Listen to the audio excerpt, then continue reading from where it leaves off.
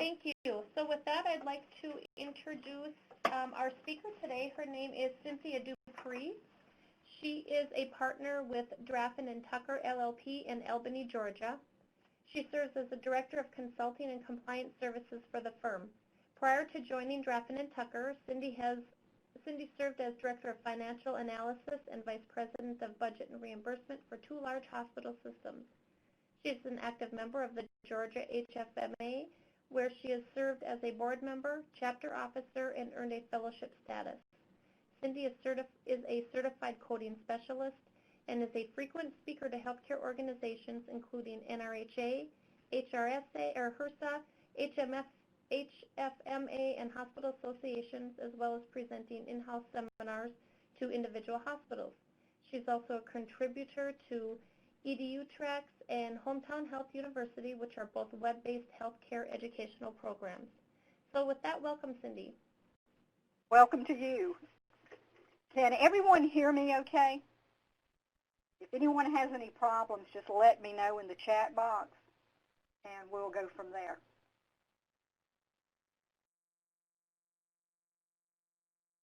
All right, Angie, are you going to put the presentation on the screen? I am. It should be there momentarily. Right.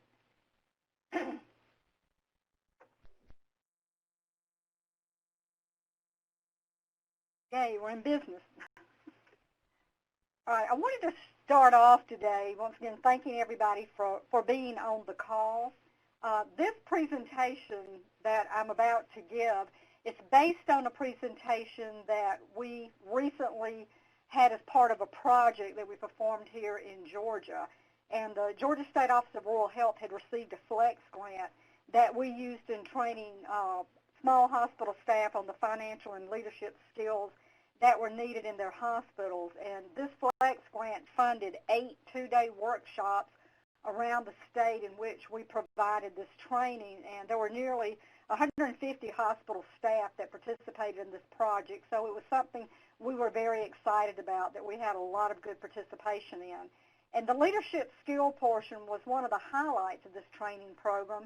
And we've taken that program and adapted it to focus specifically on the revenue cycle department today. Now, I think we all agree that it's important to have good leaders in our hospitals. However, I want us to keep in mind that leadership is not solely the responsibility of the CEO or the CFO or the vice presidents or even the department directors, but leadership is the responsibility for everyone who is in that department.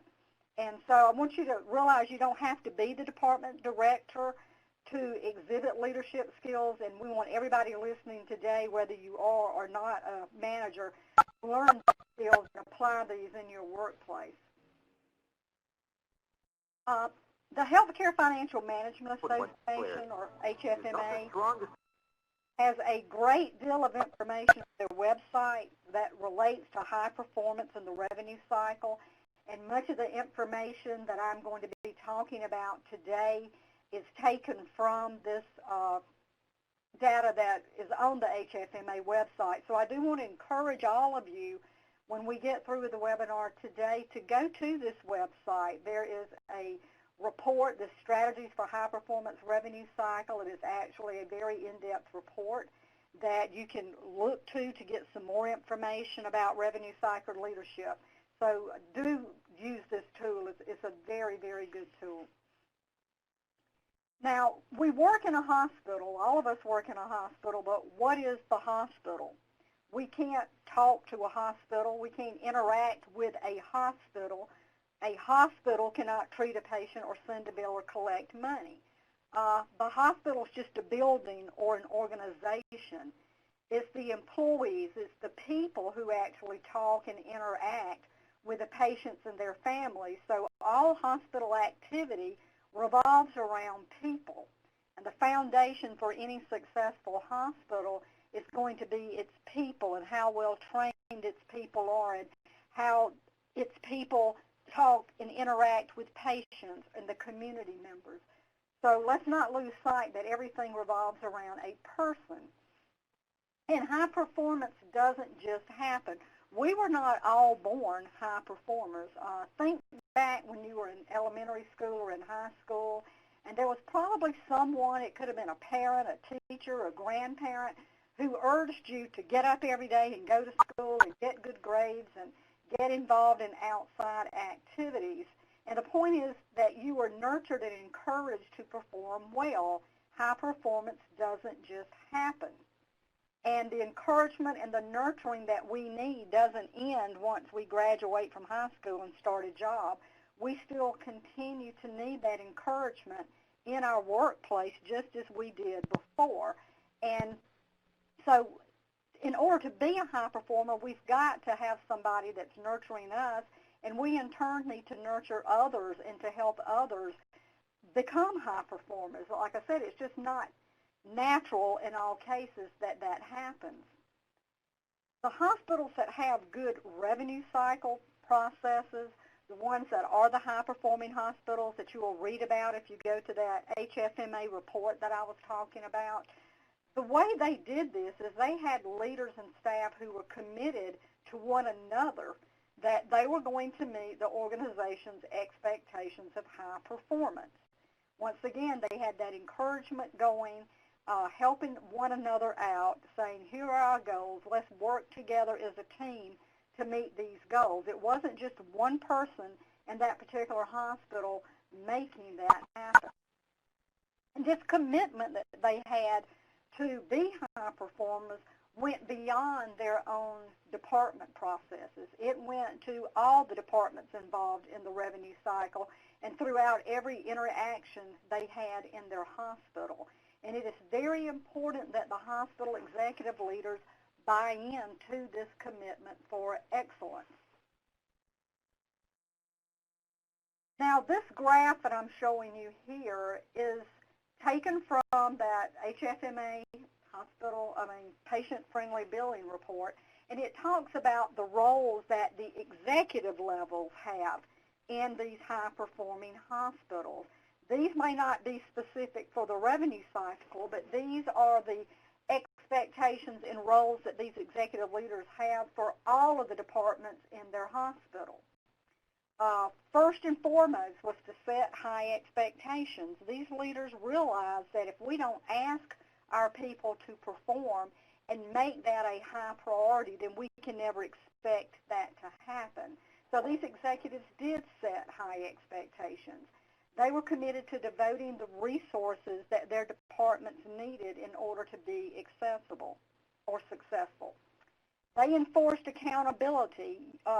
It's very hard to have success without accountability. Not getting the presentation. We're still on the RHPI, the first. And some of the measures in which we use to measure performance get a bad name, saying we're putting too much pressure on our staff. But we've got to have accountability and enforce accountability in order to achieve these high expectations. These executive level roles, these people committed time and resources to make sure that their departments could be successful. They implemented reward systems to go with this accountability. If we're going to hold you accountable, then we do need some type of reward system when our staff are performing at the level that we desire. Written procedures, that was evident in all of these hospitals, that the staff knew what was expected and they had it in writing and they knew how to do their jobs. And then monitor processes using metrics or key financial measures or ratios. We're going to talk about that a little bit more later on in this presentation. But these are all the common themes that the HFMA project saw in these high-performing hospitals, and these were at the executive levels, the CEO, CFO levels. Now, the executive level roles we just discussed should trickle down to the revenue cycle leaders. Each leader in the revenue cycle should take specific actions to ensure that the revenue cycle processes they have incorporate these actions that I have here on the screen. And like I said, these are very similar to what we saw in the executive roles, which was number one, high expectations. Expect performance. Expect excellence. encouraging process improvement, supporting technology, improving supervision, improving communications, and then promoting a value-driven culture. Looking at expectations, I often have the question, how often do we settle when we're hiring somebody? And by that I mean we just take any warm body that we can get to fill a position. I was raised in a very small town of about 2,500 people, and my mother actually worked at the local hospital, and so I can understand how difficult it is sometimes in a small area to try to recruit qualified people. But it really doesn't help us if we hire someone and then from the very first day we realize that they are not an appropriate fit for that job, because it usually is not going to get better. I heard someone say one time that the best side you will ever see from any applicant is during the interview. And if it doesn't feel right during the interview, it never will. So we do have to bring those high expectations to the forefront from the first day that we're even interviewing or talking to someone, to say, we're not just going to settle for what we can get. We want to get the best person we can in that job. And despite the recruiting limitations, we need to keep our expectations high, because our goal is to put the right people in the right roles. And in order to do this, there needs to be some minimum requirements that are set for any job, such as minimum experience levels, or we're requesting certain certification levels or personality attributes.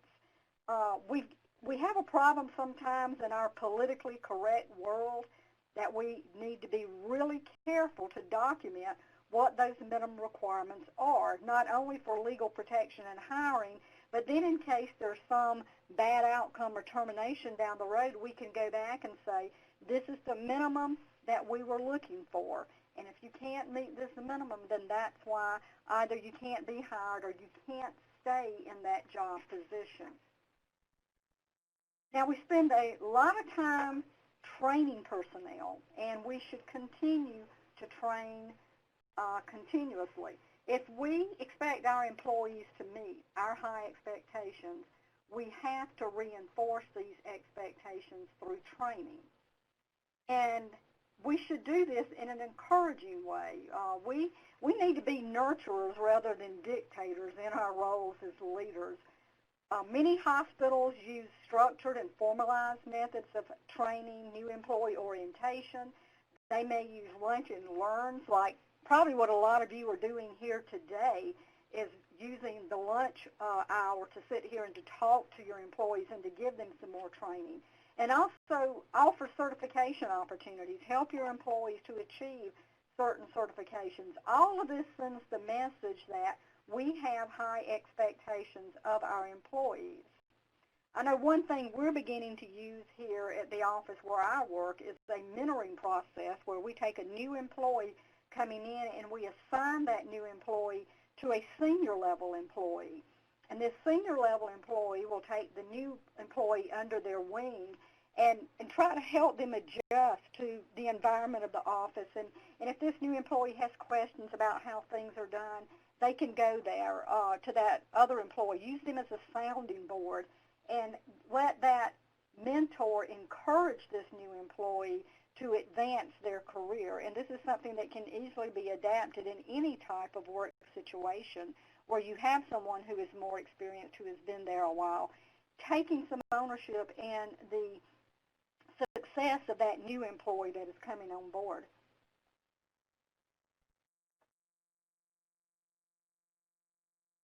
I know one of the issues that we all face is employee retention.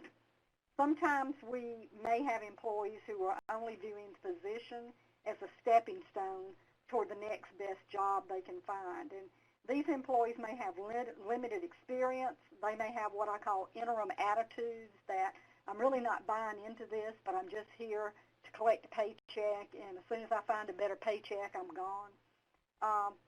So sometimes these employees feel like I'm not going to invest a lot of time in this, and this can lead to high turnover. It can definitely affect the morale of the other workers in the department, And it can lead to increased training costs because once that person leaves, we've got to train something else. Now, there's nothing wrong with an employee having an ambition to get ahead. Don't get me wrong.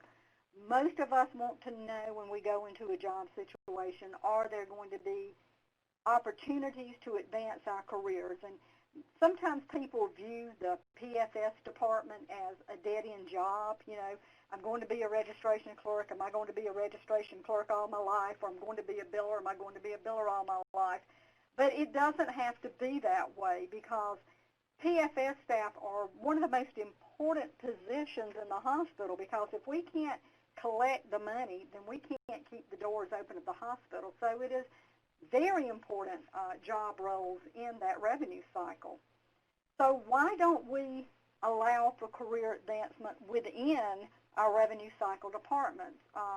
Many hospitals have done this, and a lot of these high-performing hospitals you'll read about in that report have done this using what they call career ladders.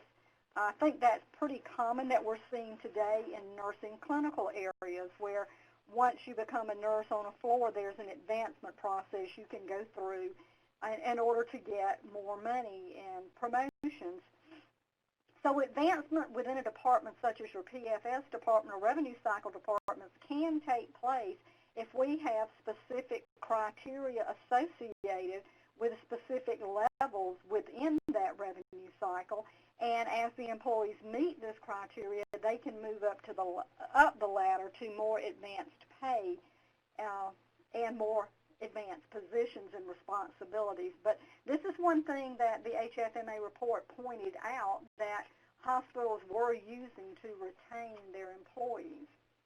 Another thing these hospitals were using for employee retention was some flexible and new compensation arrangements. According to this report, 64% of the high-performing organizations had competitive compensation packages. It didn't matter if they were a small hospital or a larger hospital. They were paying based upon the competitive salaries in the other market areas, what they were having to pay in order to draw those patients to these small communities. 86% of these hospitals had some type of accountability measures associated with these jobs, and they were performance incentives paid if certain criteria were met or certain performance measures were met. 64% of them had flexible work arrangements where they were allowing people to work from a home office, so they were allowing them to do part-time work or have some non-traditional hours, say working from 10 in the morning to 8 at night, but allowing some flexibility rather than our standard 7 to 3 or 8 to 4 jobs that we typically see in hospitals. So doing this was allowing them to have some better performance than otherwise. Now, the next role that we want to talk about on our revenue cycle leader, after high expectations, was to encourage process improvements. These high-performing leaders say, we're not accepting the status quo. We are going to form teams, and we're going to use these teams to solve problems or identify areas in which we can improve. They were always looking for process improvement. And there were two types of teams that we typically see that work in these areas, and these are oversight teams and project-based teams. So let's take a closer look at these. An oversight team would be one that is usually not hands-on. This team looks at the big picture. They're focusing on trends, overall strategy. It can be led by the CFO or a senior revenue cycle leader, as well as involving some other departments that are in the revenue cycle functions. They typically would meet monthly and look at these key financial and revenue ratios, metrics, measures, and look at those trends and say, how are we trending? What are our days in AR look like? How are we trending on that? What does our cash collections look like? But they're looking at the big picture in these instances, but once again, they are continually monitoring. Then these high-performing hospitals had project-based teams in addition to the oversight teams. And the project-based teams were more hands-on. These were the people that would get down into the details. These teams were generally formed to address specific issues or tasks, and they met as often as needed to complete this project. These may be a temporary task force addressing a problem, and then that project team would disband after that particular project was finished. Team members could include participants from areas outside the revenue cycle, such as the finance department, the IT department, or clinical areas. High-performing organizations tended to spend more time on these type groups, looking at specific problems, investigating the cause of those problems, and how they could correct those problems that were leading to billing and collection issues. So in the high-performing organization, instead of saying, you know, we have denials and we'll just rework the denials when we get a chance and try to keep ahead of them, they spent time going in trying to find out why were these denials occurring and what do we need to correct processes to ensure that we can mitigate that. Now, the next role of the revenue cycle leader in these high-performing organizations was to promote technology investment. And I know this is a challenge for many of our smaller hospitals. We often struggle to obtain funding just to keep our our computer technology up to date, much less trying to get into some of the more advanced technologies. However, in the HFMA report, they stated that research has shown that high-performing revenue cycle departments do not always have the best technology or work in the most financially viable organizations. In other words, even if they didn't have good technology, even if they weren't at this huge hospital, they found a way to be successful. They found workarounds. And in spite of these challenges, they determined how they could be successful. You have to be dedicated to making the changes that are needed to move towards success. And these changes may entail extra effort on the part of the staff to manually perform functions that in other hospitals, they may be automated functions. I think anybody, though, who has worked in a small rural hospital has been very experienced in being creative. I think a lot of the smaller hospitals I work with, I'm amazed at how creative these staff can be to say, we may not have the technology to do this, but we're going to find another way in which to get this done. The report goes on to say automation alone does not guarantee high performance. And I can tell you, I've been in some large hospital systems with the best software out there available, and they're still struggling to send out a clean bill and to collect patient accounts because, once again, it all goes back to the people and how committed are the people in these organizations towards success. You may have a great software system, but if you don't have great people who are interested in doing things the right way and in the best way, that software is going to be useless. Processes and commitment are what's important, more so than the tools used. And I think about the analogy, if you think about all those beautiful cathedrals that you see in Europe that were built thousands of years ago, and these people did not have the tools that we have today, but they had a commitment toward excellence. They were craftsmen. They took pride in what they did. So even though they might not have had what we have as far as technology and tools, they had enough pride in their work to really build some beautiful, beautiful buildings. Another role toward excellence is improving supervision. I have been in situations where I have talked to business office staff and they've had problems, and we later discerned that the problems are with the leaders, with the supervision. They did not have good supervision, and that was creating some of the problems in the revenue cycle. We have to have good supervision, and monitoring and reporting is one of the major components of supervision. You've got to know what the people are doing. Do you use monitoring tools in your revenue cycle department? Does everyone understand what these tools are? How do they work? What does the report say? What is the meaning of the report? Are the goals that are being set realistic goals? And what are the actions that we're going to take if the goals are not met? If we miss this benchmark, if we have high days in AR, do we know specifically what actions to take when those type situations occur? And this is, like I said, one of the things we see in the high-performing hospitals. They take action when they see a problem exist. Now, monitoring is useless unless we have some accountability. So if there's an occurrence that is negatively impacting performance, we must have immediate feedback. I have worked in two different hospitals. I've worked in two different hospitals, and I can tell you one of my pet peeves when I worked in a hospital, and honestly it's no different than where I work now, is talking and talking and talking about an issue or a problem and never taking any action on that issue. It's really easy to talk about it and to complain.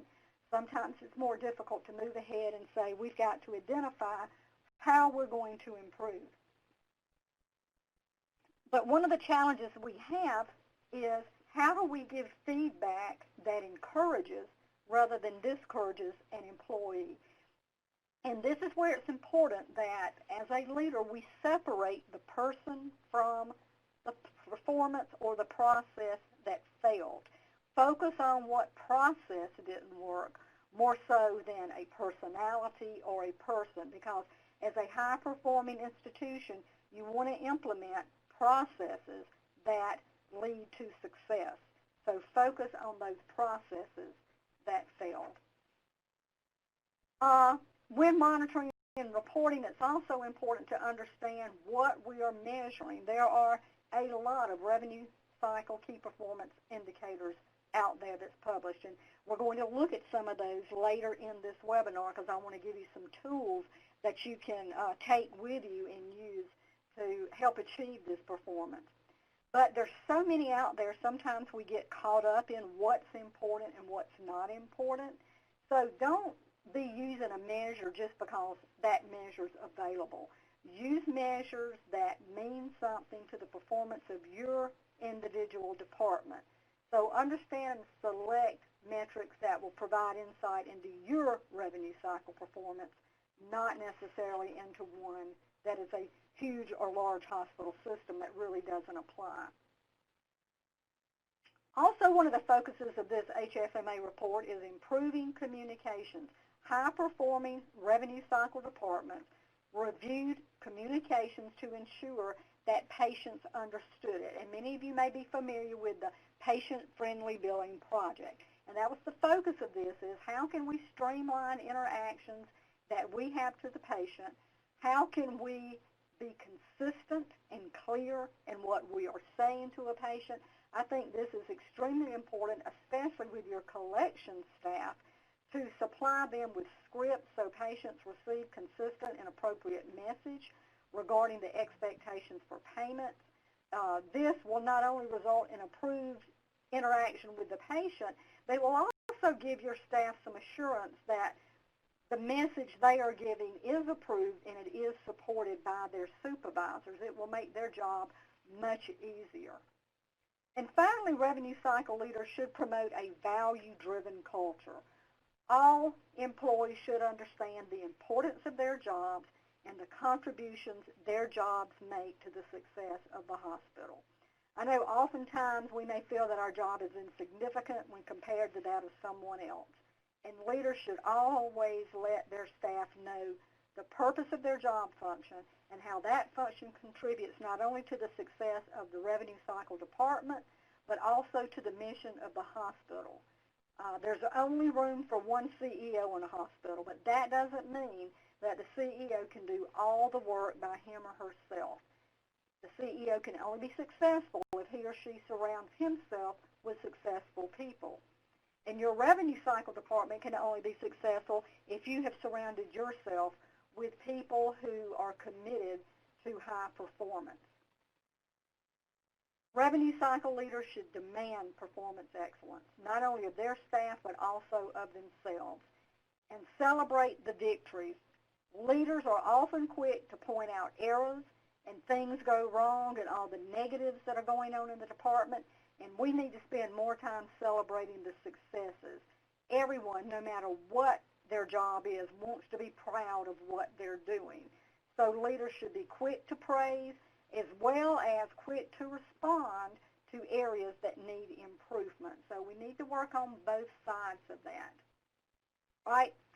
I've spent a lot of time talking about that HFMA friendly billing project, and I do once again want to encourage you to go to those websites, download that information, look at it, because there's a lot of valuable tools in there. But I want to turn my attention now to a book that we used in our Flex training called Straight A Leadership that was written by Quint Studer. And in this book, Quint talks a lot about, we talk about excellence and performance excellence, but how do we go about now trying to achieve that? And he uses three different ways to do this, or three different topics called alignment, action, and accountability. And we just talked about accountability a good bit in the business office and the revenue cycle and how that can lead to excellence. This is a great book. You can find it on Amazon.com. I have a few copies here. If someone would email me when we get through with this presentation, I'll be glad to share a copy of this book with you. But this is an excellent book because it's written from a hospital perspective.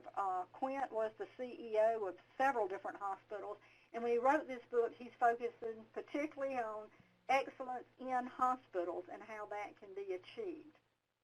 The first thing he talks about is alignment, and says leaders must be aligned. We have to get everyone on the same page. And it reminded me, I was watching a TV show last night called How Was It Made? Several of you may have watched that show, but it talks about how different objects are made. And one of the segments on the show last night was dealing with how to build a crankshaft. And I can tell you, I know absolutely nothing about a car other than you put in gas and you turn the key and you drive it. But it was amazing to me when it was talking about the crankshaft in this car, and evidently this is an important part of the motor that makes it run. But each part of this crankshaft had to be absolutely perfect and balanced precisely in order for the engine to run correctly. If it was off just an inch of millimeter, the entire crankshaft wouldn't work. It had to be aligned perfectly in order for the car to perform at its best. And this is the same concept that we can apply to our revenue cycle. Everyone has to work together in alignment to be successful. That's why it's important that we want all of our staff to understand their jobs and how their jobs interact with other jobs. Now, Studer goes on in his book to say that a lot of times leaders won't tell employees everything that's going on in a department because they don't want to burden them. They think, that's my job, it's not their job. And this may be well-intended, but it does not always mean performance excellence when we do that. Because if everyone in a department doesn't truly understand the behavior that's needed to be successful, then the department is not going to achieve its goals. As I said, it's very important for everyone to be on the same page and to know, here's the goal we're trying to achieve, here's how we're going to get to that goal, and here's everyone's specific job or task in order for us to reach that goal. We've got to work together. We also need to let employees, leaders, and staff to offer ideas on how to improve operations. I do a lot of consulting work going into hospitals, but I never go in thinking I know more than the people that's there, because the employees are the ones that's working that job every single day. They know what they're dealing with. They know the patient. They know the community. They know the personalities they deal with. And so we've got to let those employees say, give us some ideas on what is a better way to do this. Or if we have a problem, and I keep using denials, but if we have a problem with getting a claim out the door clean, let's sit down and let's use that task force we just talked about, and let's let that task force be comprised of the people who work in those job functions so they can tell us what we can do to improve. We need to be transparent, and what I talk about when I say transparency in order to be aligned is we need to be honest. We need to share things with one another. We don't need to say, I can't say this because Susie will get mad at me or whatever. We've all got to be on the same page, be honest, be transparent, and keep everybody informed and on board as to what we're doing. Because one of the problems we have in the revenue cycle is some of the problems that we have to deal with are not created by revenue cycle staff. These are issues that have been created backstream when the patient was first admitted, or when someone failed to put a charge in, or the charge master didn't correctly code, or the HIM department had a problem.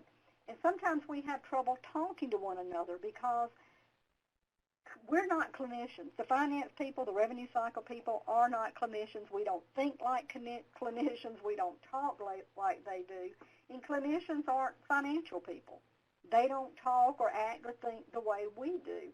So we've got to be transparent and honest with each other and take the time to sit down and say, this is how your job affects my job at the end, and this is how my job affects your job. So everyone works together to obtain that excellence. A lot of times we just assume that people know what we're doing. They assume, the leader in the revenue cycle department may assume that that registration clerk knows what's going on, when in fact they don't. And we need to say, let's sit down, let's work together, so we know that if this is a problem, where did the problem come from, what caused it, and what can I do to help your job be better? Not necessarily what can I do to help my job be better, but what can I do to help you in your job to be better, and work together. Sometimes we have staff that work for us that always assume the worst. They always think the sky's falling. And then we have other staff people who think this hospital's bulletproof. No matter what the economy's doing, it's going to be fine. It's going to be okay. And we need to be honest. We need to be transparent and to say, as leaders in the hospital, this is where we are. This is where we're going. These are the pressures that the CEO is facing. These are the pressures that the CFO is facing. Now, how can we all work together to overcome those pressures and, quite frankly, keep our own jobs? I mean, in this economy, I think job survival is something that's on everybody's mind. So it's in our best interest for us all to work together. The leaders need to be transparent, once again, in order for their peers and their staff to trust in the decisions that are being made. Oftentimes we have leaders who make decisions in a vacuum, and they don't discuss it with anyone. They're saying, you know, we're going to make this decision and we're going to move forward. And hospital staff don't understand why that decision's made, or that decision doesn't make sense. And I think it would behoove all of us if we could trust our staff to share in some of this information on why decisions are being made, because we cannot expect people to accept change and to embrace change if they don't know why we're asking them to change. And that is one of the biggest components of Studer's book on straight A leadership is why. We need to take time to explain to people why things are the way they are. When we're looking at our revenue cycle, why do we want these processes in place? Take time to say, this is why I want you to answer the phone a certain way. If they understand why, then you can get people to buy in more to what you're trying to achieve. And oftentimes we don't want to take that. Here's an example, and this was a true example that, as a matter of fact, came up a couple of weeks ago with one of our hospitals, where the hospital is building a new office building next door for physician offices. And the staff are complaining, saying, our salaries are frozen. We can't get a raise. Why are we spending this money building this new building for these doctors when the hospital staff can't get paid or can't get a raise? And we need to sit down and explain to the staff why this is taking place. Instead of sitting there griping as a leader, say, well, this is why it's taking place. We need physicians who can admit patients, and once we get the patients admitted, then we will be better off as a hospital, because we need physicians in order to draw patients. Just a simple explanation, and keep these explanations consistent from the leaders to the staff, from the leaders to the physicians, from the leaders to the community. I was actually teaching this last month, and we had a hospital that had I guess, a mini crisis going on where one of their disgruntled employees had posted something on Facebook. And then, of course, it's a small community, and everybody in town hears the spin that is put on a situation by a disgruntled employee. You don't want your employees to be putting their own spin on situations. You want to talk to them up front and say, this is what is happening. This is the truth about what's going on. So everybody, when it gets out into the community, knows the truth about what's happening. There has to be alignment among all the leaders in order for us to survive in today's economic environment, and that's what we've been talking about. That is a given. Now, how do we take alignment and turn it into action? Because it's one thing to say we're all headed in the same direction, but now what actions are we going to take to make sure that we keep on course? The problem is many times leaders in hospitals do not even know what's going on under their noses. They don't know what's running smoothly, or worse yet, they don't know what's not running smoothly. I've been in situations where the CEO has been, and I hate to use the term ivory tower, but the CEO has been in their office and they have no idea how disgruntled some employees may be, or even how disgruntled some managers may be, because they're not getting out and trying to learn what is going on in their own institutions. And here's a real-life example. I was called to a hospital in a small town in another state because they were having some problems with poor departmental performance in the business office. And there was a long-time, loyal, very loyal employee, sweetest lady you'll ever meet, that was over their business office. Bottom line problem was she didn't want to be director of the business office. And we were going back to hiring the right people in the right roles. This was an example of putting the wrong person in the wrong role. They had had a business office director who had left, and they needed a replacement. So rather than really going out and doing a search like they should have done to say, let's find the right person, the qualified person for this job, what they decided to do was, let's take one of our billers and let's let our biller be the interim business office manager. And what typically happens in these situations is the interim leader just gradually evolves into the permanent leader.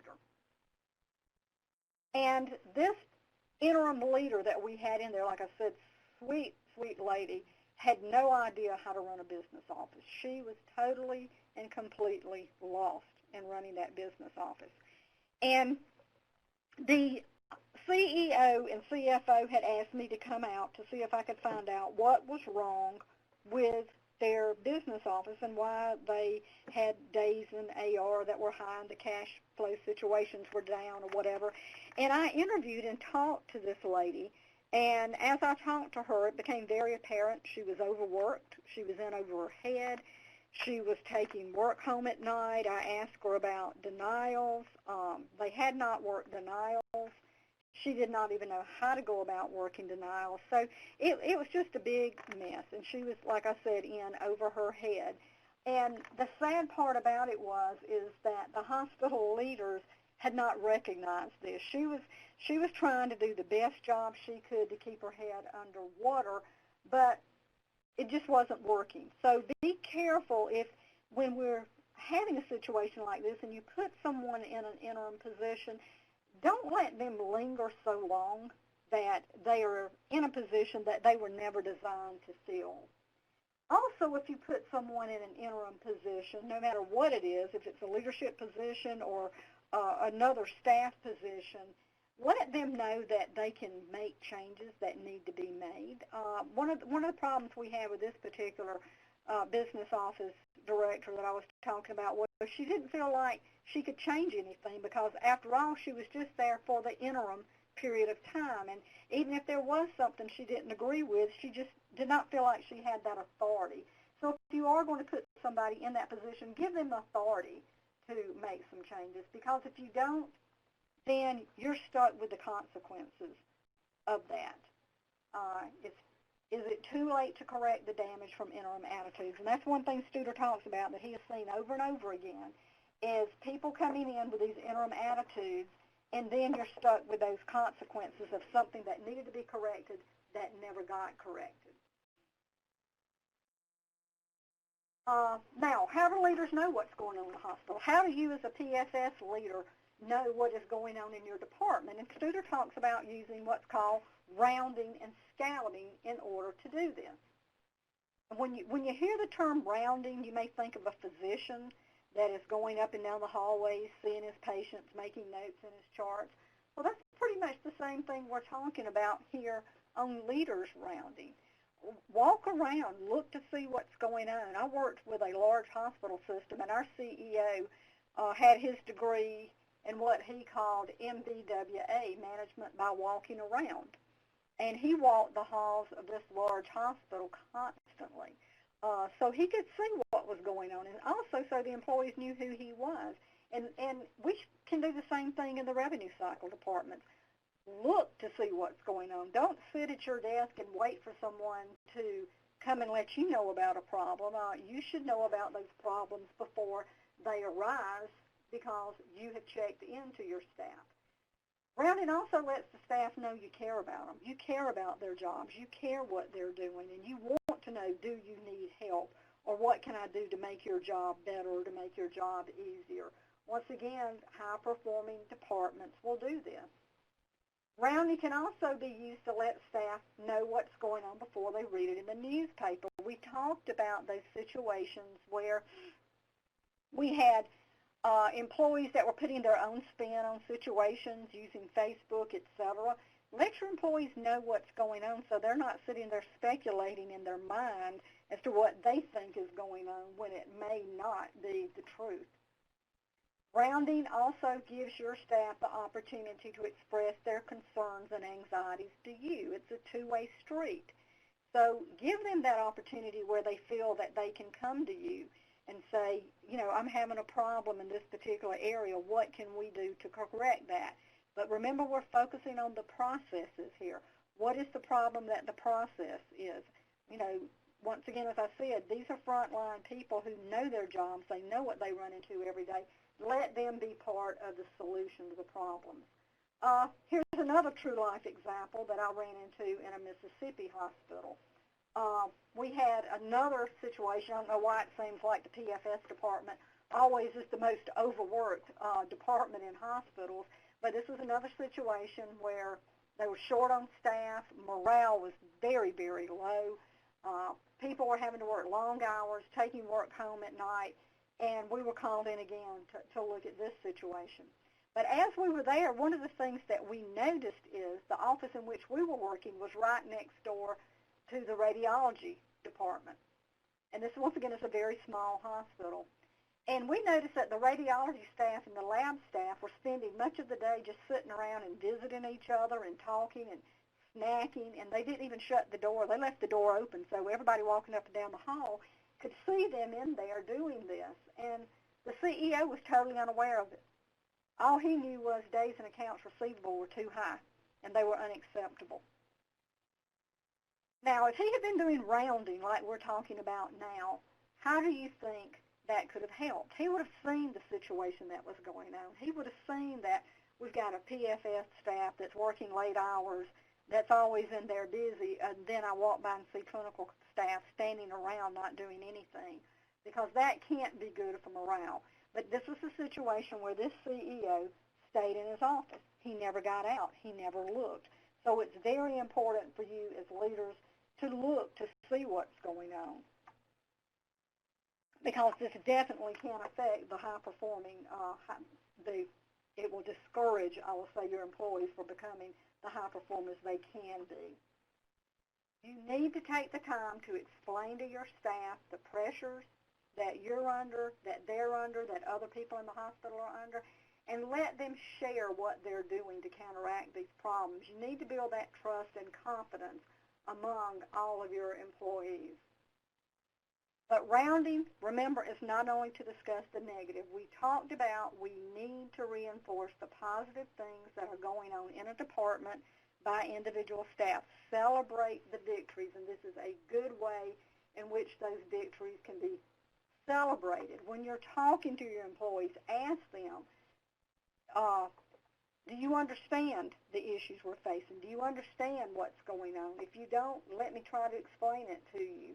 And use that, like I said, to recognize the staff that are doing well. Ask them, do you know of someone who is really doing a good job that we can in some way recognize that person for doing a good job and to help celebrate that success and then try to duplicate that or replicate that through other areas of the hospital. Now, how do we know what to talk about to the staff during the rounds? We're talking about get out of your office, get out, meet the people, go talk to the registration people, go talk to the collections, go talk to those people in medical records to find out. But what do we talk about? And that's use scouting.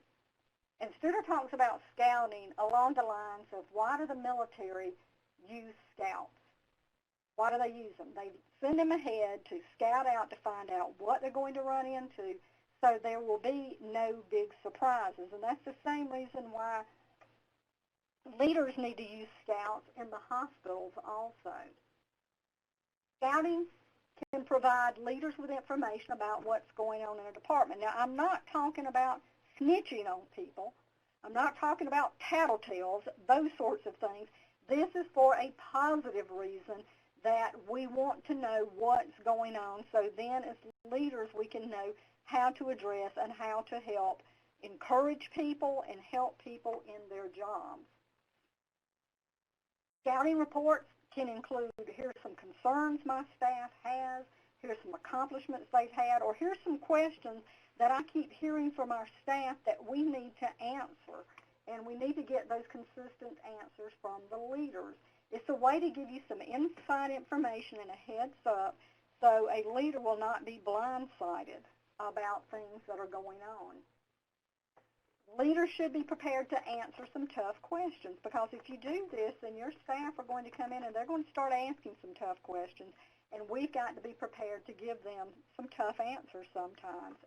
It's very hard in the economic environment we are today to remain positive, but we need to remain positive with our employees. We need to retain them because they are so difficult to find. And as I mentioned earlier, Studer really focuses on the why. Leaders need to explain why things are being done. Why do we want you to do this process in this particular way? Why are we building that new building? Why can't we get the latest software available? Explain why. Just don't download information to employees and expect them to just take it at face value. We need to be factual. We need to be transparent. And your staff appreciate honesty, and they can take it. Let them know what is going on. Don't let them be surprised, because we all need the support from the staff in the hospitals. As we said, no matter what the job function is, these jobs are needed. These functions are very important. And the staff need to be able to trust their leaders, and they've got to be aligned in order to create solutions to the problems that we all face. You need to involve your staff in seeking solutions. As I mentioned, they know more about their jobs than you do. So when there's a problem, we need to ask our staff, what do you think we should do? You know, help me with this problem. I need your expertise in solving this issue. What is your suggestion? If you were in my shoes, what decisions would you make? Even if you don't know, what would you do if you did know? Give them that credibility that they have earned in their jobs to know that they can help. You don't have to be the department director or the PFS manager or whatever and carry all that weight on your own shoulders. There are people there that will really, I think, admire you if you do ask them to help you in your job and getting some decisions made. Accountability is one thing that we also saw in these high-performing hospitals in that HFMA report, and Studer spends a good time in his book talking about accountability, or how well is everyone doing their job. because what we permit is what we promote. And I have used this phrase over and over and over again since I read Studer's books, because it is so true in any type of situation. If we permit an action and we do not hold people accountable, then we are promoting whatever that action is. And we see that happen over and over again in our jobs. Studer also talks about 3 levels of performers: high, middle, and low performers. We're talking about high-performing hospitals, high-performing business offices, and revenue cycles. What is the difference between a high performer, a middle performer, and a low performer? Who are they, and how do we handle when we run across these types of people? High performers are the keepers if we can. And I say if we can because the high performers are the ones that everybody wants. And the high performers know it. And the high performers know, I can leave this institution, hospital, and I can go find a job somewhere else because I know I'm that good. So high performers, we really have to work hard to keep these people in our hospitals. We should let our high performers know the impact that they have on others. We should ask these high performers to mentor other staff or leaders. I talked about this mentoring program that we're trying to start here and that I was suggesting that can be started in the hospital also, is use these high performers to be the mentors to these new employees. Hadn't you rather a new employee be influenced by a high performer than influenced by a low performer? So use these people. Let them know how valuable they are. High performers have high expectations of not only themselves but also of the organization. And that is something very, very important that we shouldn't lose sight of. A high performer will leave if they feel like they are surrounded by low performers, or if they feel like that they are working in a hospital that is a low-performing hospital. They take pride not only in themselves, but they take pride in where they work. So we want to make sure that we can meet those expectations. High performers do better with one-on-one coaching and feedback that is specific to their performance. They want to know that you recognize they are doing a good job. They want that one-on-one coaching. They want that feedback that says, this is specifically what you are doing good. Once again, they don't want to feel like they're surrounded by people who just don't care whether they're doing a good job or not. It is very important to them. Oftentimes, high performers underestimate their significance to the organization, and we need to let them know that they're significant because these people are not motivated by money alone. They want more than just the money. Money is important to all of us, and I don't mean to downplay that. But these high performers, they want to know that outside of the money issue, that there are still things that can motivate them and that can keep them interested in their job. Now, middle performers make up the majority of the workforce. That's what we've got out there. And thank goodness it's not the low performers that make up the majority, but it's the middle performers that are making up the majority. Middle performers need someone to explain things to them. They may not be as self-motivated as our high performers are. So you do have to take more time to explain to them the whys. Why are we asking you to do this? Why is this job important? You know, why do you have to answer the phone in a particular way? We need to take the time to explain the why to them. Middle performers are not as consistent as high performers. So we need to monitor the middle performers a little bit more closely than we may be monitoring the high performers because they have their good days, they have their bad days, and you may give them a task that may be a little hard for them to grasp at first than it would if you had given it to a high performer. So you need to recognize within your department and the people you're working with which one of these categories they fit in, so then you will know better about how you need to interact with them. Middle performers need personal connections with their leaders. They need to know that you know who they are, that they haven't been lost in that middle performance crowd. They need to know they're appreciated. Like I said, the high performers know they're good. They know they can go somewhere else for a job. But the middle performers aren't at that level. And they want to know that, yes, I'm doing a good job. Yes, I'm doing what you want me to do.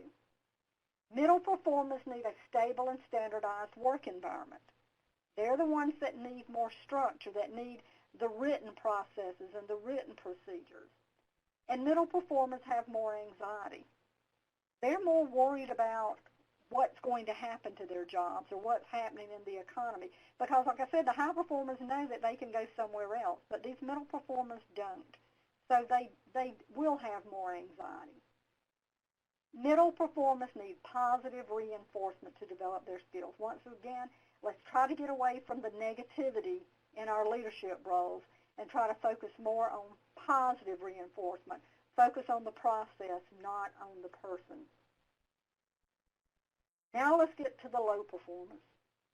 The low performers make up less than 10% of the workforce, which is good, because if it made up more than the workforce, we probably would not have any high performers left.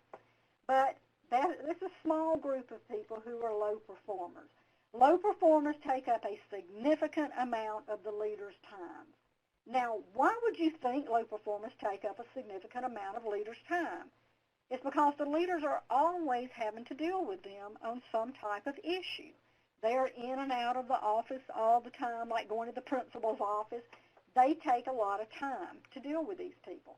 And these low performers may drag our middle performers down to their level if we're not careful.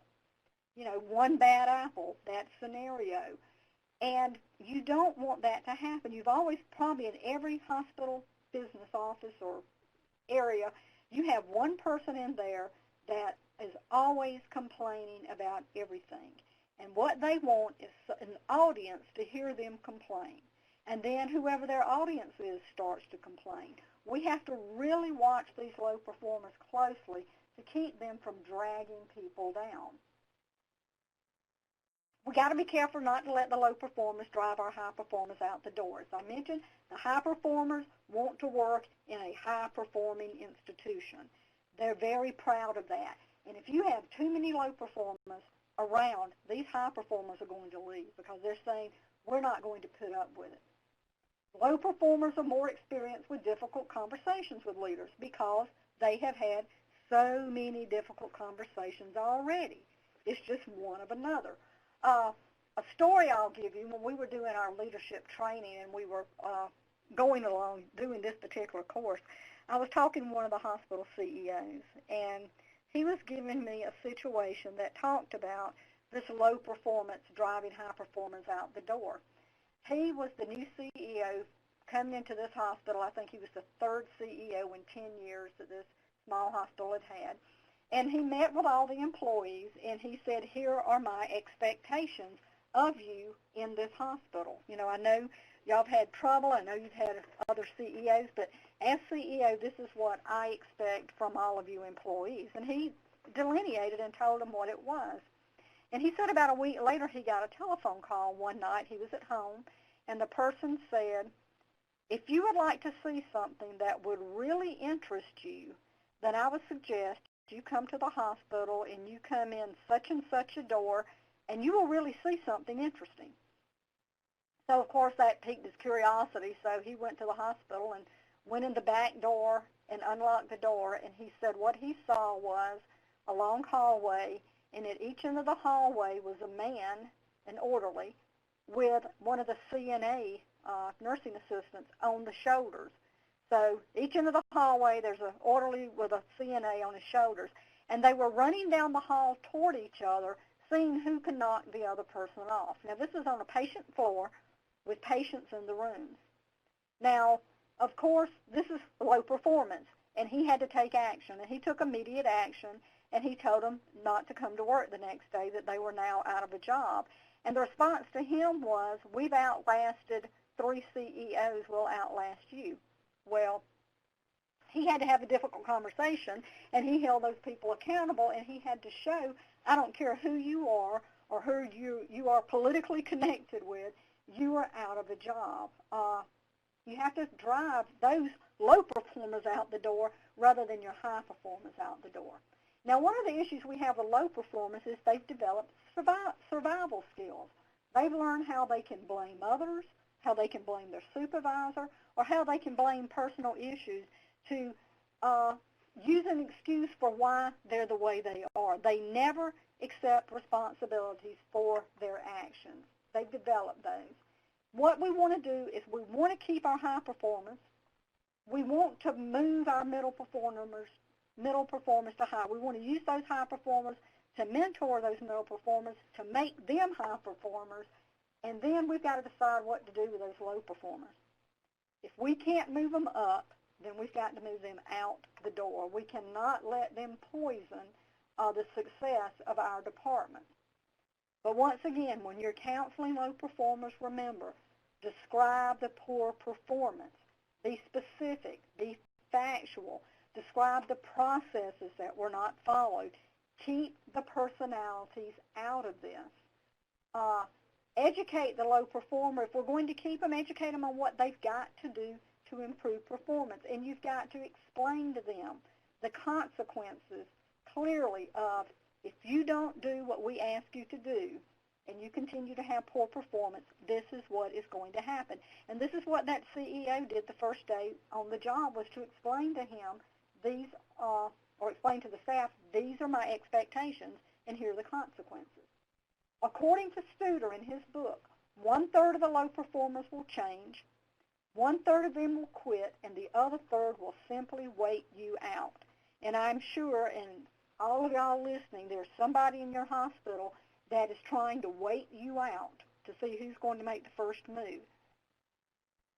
And we've got to be careful not to let that continue. Accountability, accountability, accountability is what it all boils down to. What we permit is what we promote. Now, one of the things I wanted to bring up, and I don't have a slide here, but I just wanted to ask this question. I know it is a challenge in small hospital environments. And like I said, I grew up in a very small town where my mom worked for the hospital. There's a lot of politics that go on in small towns, and it's very difficult sometimes to go in and to take the actions that need to be taken, because you may be sitting next to that person in church on Sunday. Or we had a situation where the business office director in one of our low-performing hospitals was married to the chairman of the county commissioners, and that is a very difficult situation to live with. So I think you have to be extremely careful in these small town environments to make sure you document the procedures and the processes themselves that are the problems and keep these personalities out of it. Now I want to turn our attention just a little bit now to these metrics that we were talking about. CFOs are used to dealing in precision and performance that is measured by key performance ratios, such as the current ratio, days cash on hand, operating margin. The CFOs are very used to measures and how to measure. And that is something we're focusing more and more in revenue cycle positions, is measuring using key performance ratios. Some you may be familiar with are days in AR or aged AR, point of service collections, denial rates. All of these are ratios or metrics, which is the new buzzword, metrics, for measuring performance and holding people accountable. But where can we find some of the best practices that are used in patient financial services? And once again, I'm going to go back to HFMA, which has like I said, just plenty of sources that you can use and resources you can use to look at some of these things. In addition to the report that we went over at the beginning, there is also this HFMA website, and I have the website address here. This is called MapKeys, and the MapKeys website provides information about key performance measures that we often use in evaluating revenue cycle performance. Now, I talked earlier about the importance of don't get caught up in the trees with all of this, because as you will see, there are a lot of performance indicators out there. Try to pick the ones that will give you the most meaningful information about your department's performance. And so I want to encourage you, go to this website and look at it. I have a few screenshots of it. If you go and click on this previous page. Let me go back to the previous page. I don't know if you can see it here. It says definitions. If you click on that definitions tab, then it will take you to this screen.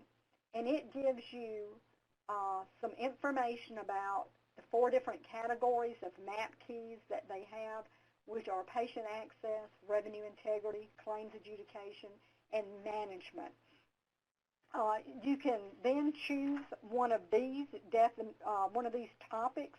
And if we had clicked on patient access, it would take us to this screen that says here are some performance indicators or metrics that deal with patient access, such as point-of-service collections, charity care, pre-registration rates, insurance verifications, etc.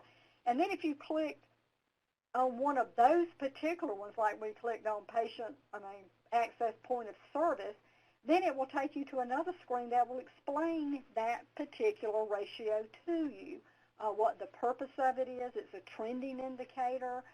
It indicates the potential exposure to bad debt, and it shows you how to compute that ratio. Now, these are some of the things when we talked about those 2 different types of teams that we had, and we had the oversight team. This is some of the things the oversight team would be looking at is, what are our trends? What are these ratios telling us? And then you would use that project-based team to go in to say, if we've got a problem, let's investigate that problem further. So I think this would be a great tool for you to use, especially if you were going under that team concept. In addition to this map keys I showed you, there are a lot of great articles on the HFM website that discuss revenue cycle management issues. And this particular article that I have referenced here on the screen includes 9 different exhibits that further discuss revenue cycle measurements that you can use to manage the departments, as well as giving you some benchmarks. So I would suggest you go to this page, and here's just an example of one of these exhibits that I talked about here. You'll see the small exhibit icons on the web page. When you click on the icon, then it will take you to a page that provides more detail about it. And here's some revenue cycle key performance indicators. You can see the first section deals with scheduling indicators, overall scheduling rate of potentially eligible patients, and it's got a benchmark of 100%. You want to pre-register all of those patients that have been scheduled to come in.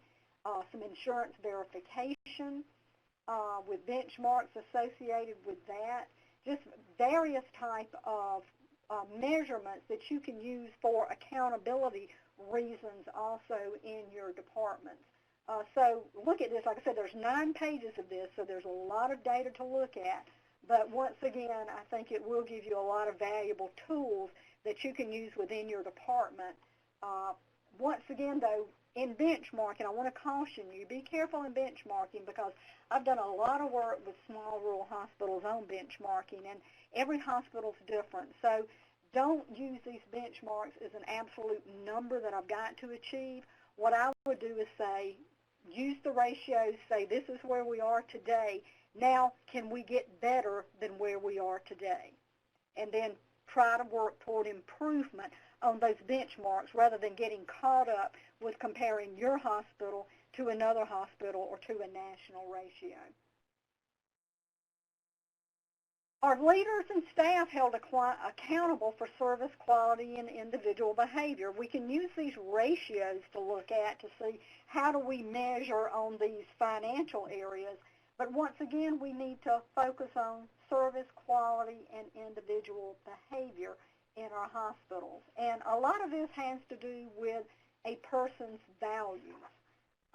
It's hard sometimes to modify behavior, especially if somebody's values aren't where you want them to be to begin with. And I know we could probably go into a lot of psychological mumbo-jumbo about values, but that is probably the best way to modify behavior. If you know what someone values, then you know what you can do to modify the behavior.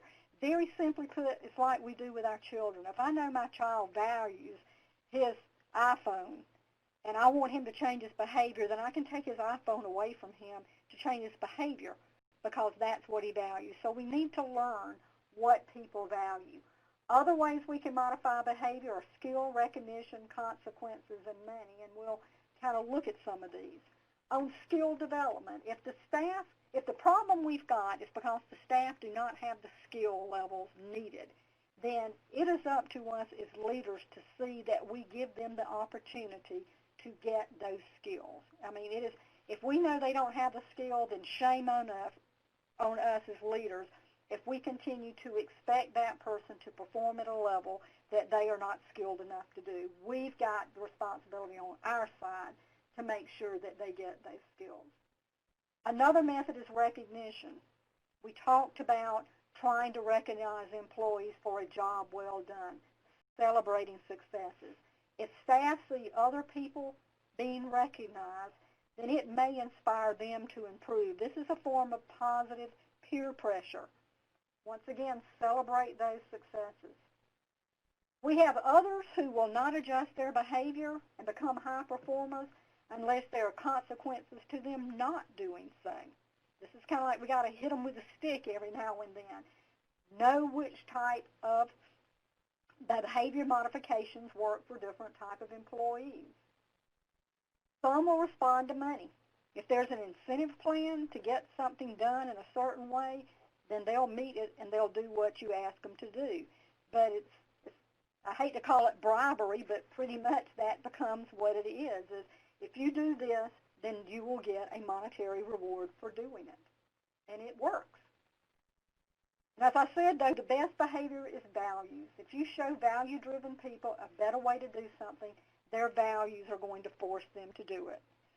Most of us who are working in hospital have high values because that just goes with the field, especially those in the patient care area who want to know that I'm here to take care of patients.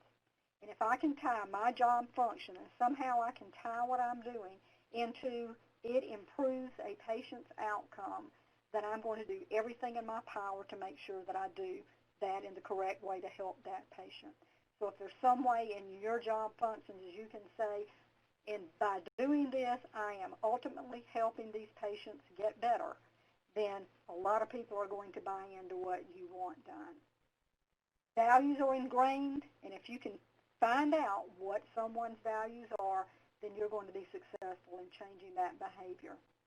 They need to understand why, and leaders need to help staff connect to why. Once again, that is one of the most important words I can give you when you are looking at trying to motivate people to become high performers. For example, if we can explain to the collectors, if you collect money, then the hospital has money to cover expenses such as your paycheck. You know, we're depending on you to collect the money so we can pay you. Tie that in. Billers, if you can send out a clean bill, the collectors can collect more money and you can get paid. Registrars, if you can put in the correct information, the billers can send out a clean bill and the collectors can collect more money and we can get paid. See how this is a thread that we are tying in. Our ancillary staff, if you can put in a correct charge, then the biller can send out a clean bill, et cetera, et cetera. Tie in one job function to the next job function. If the charge master's up to date, the ancillary staff can find the right charge, the biller can send out the clean bill, and we can collect the money. To sum up here, in his book, this is a great quote from Studer's book that says, I've never met a leader in healthcare or anyone in healthcare that said his or her goal was to be average. The goal was not driven by ego, but knowledge that being the best means people receive the best of care. The better we can do our jobs, the better care we can give to those patients. We don't want to be average. We don't want to be perceived as average. If we do, then maybe we don't need to be there. And finally, making sure all people in the organization understand the challenges that not only they are facing, but the challenges that the leaders in the hospital is facing, that the entire industry is facing. Let's make sure we give them the skills to be successful no matter what the environment is they're having to work. And also know that they're going to be held accountable so that the patient receives the best of care is what we call values-driven leadership.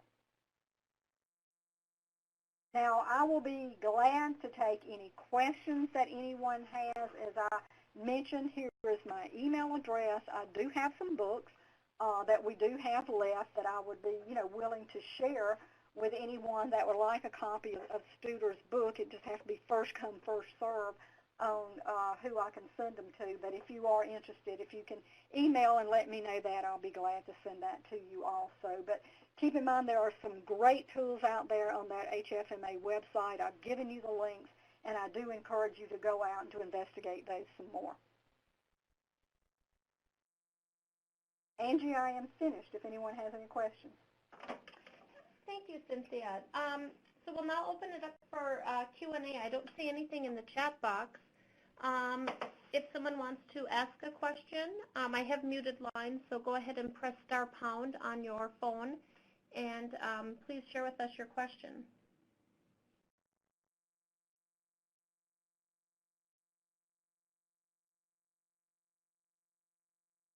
Well, I have a question, Cynthia. I'm wondering, how long does it take for staff to change?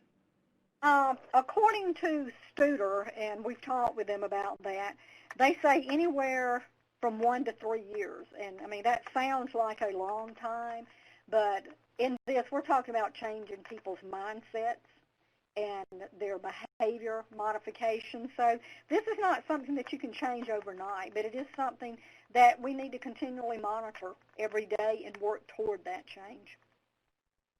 Thank you. Any other thoughts or questions from the participants?